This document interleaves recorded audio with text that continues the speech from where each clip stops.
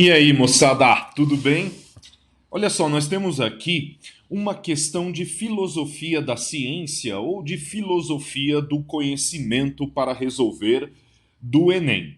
Legal? Um texto bem interessante que faz uma referência a um momento ou a uma história clássica da ciência. Vamos ler ali? A lenda diz que, em um belo dia ensolarado, Newton estava relaxando sob uma macieira. Então vamos lembrar aqui, né? Estamos falando de Isaac Newton, o cientista inglês ali do século XVII, que é conhecido como o fundador da primeira ciência, da mecânica, né? Da física mecânica. Pássaros gorjeavam em suas orelhas. Havia uma brisa gentil. Ele cochilou por alguns minutos. De repente, uma maçã caiu sobre a sua cabeça e ele acordou com um susto. Olhou para cima. E aí, entre aspas, como se ele estivesse falando, né? Com certeza um pássaro ou um esquilo derrubou a maçã da árvore, supôs. Mas não havia pássaros ou esquilos na árvore por perto. Ele então pensou: apenas alguns minutos antes, a maçã estava pendurada na árvore. Nenhuma força externa fez ela cair. Deve haver alguma força subjacente, né, interna, intrínseca, que causa a queda das coisas para a Terra. Muito bem, pessoal. Nós sabemos aí, por meio das nossas aulas de biologia, de física, que tem essa lenda, né? Que Newton começou a pensar nas suas leis da mecânica, nas suas leis físicas, a partir do momento em que uma maçã caiu na sua cabeça. E aí, a força da natureza que puxa os objetos para o centro da Terra vem a ser a gravidade, né? Uma das leis de Newton. Então, no entanto, vejam só vocês que a pergunta da questão não vai para essa dimensão literária, ficcional, até mesmo mitológica. Ela vai para um dos princípios da ciência. Olha ali, ó. Em contraponto a uma interpretação idealizada, então vamos entender esse trecho, né, pessoal? No Enem é sempre importante nós sermos bons intérpretes das questões e das perguntas que as questões estão nos fazendo. O que é um contraponto? É uma oposição, é um contrário, ok? A uma interpretação idealizada. Então, uma interpretação mítica, uma história, né, que é ideal, que nós não temos certeza que realmente aconteceu assim. Então, em oposição a essa história que nós lemos no texto, o texto aponta para a seguinte dimensão fundamental da ciência moderna. Então vejam só, pessoal, por mais contextualizada e interpretativa que essa questão seja, ela na verdade está nos perguntando assim: olha, qual é a dimensão fundamental da ciência moderna que está aparecendo nesse texto? Vamos lá? Vamos para as alternativas de resposta?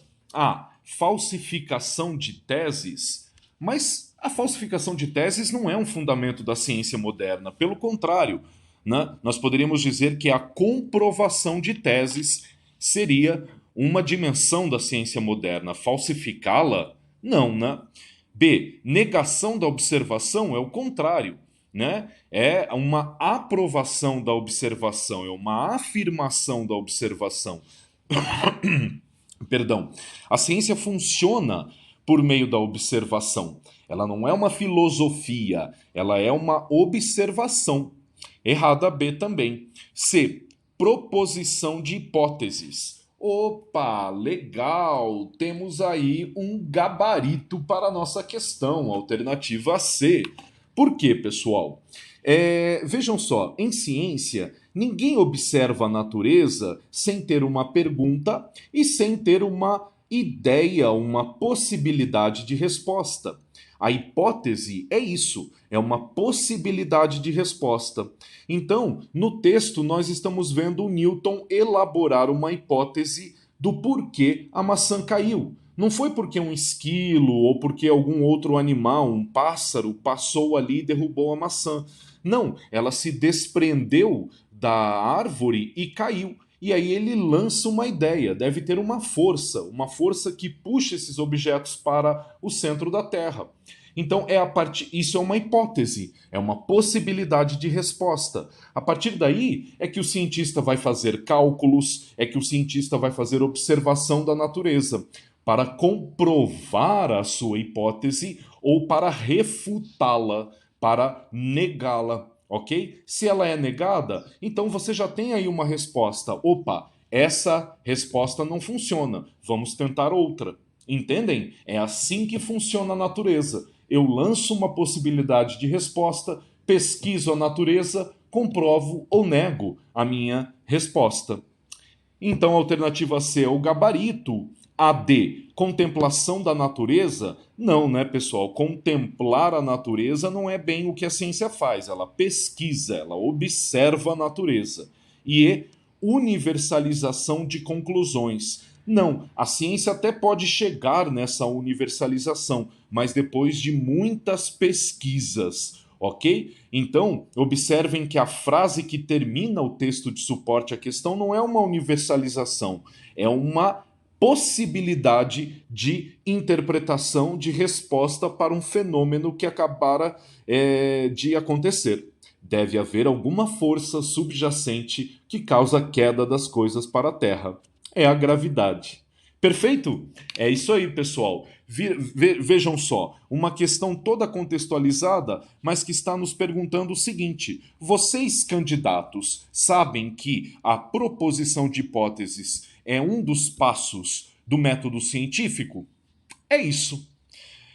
Um abraço para vocês, bons estudos. Tchau, tchau.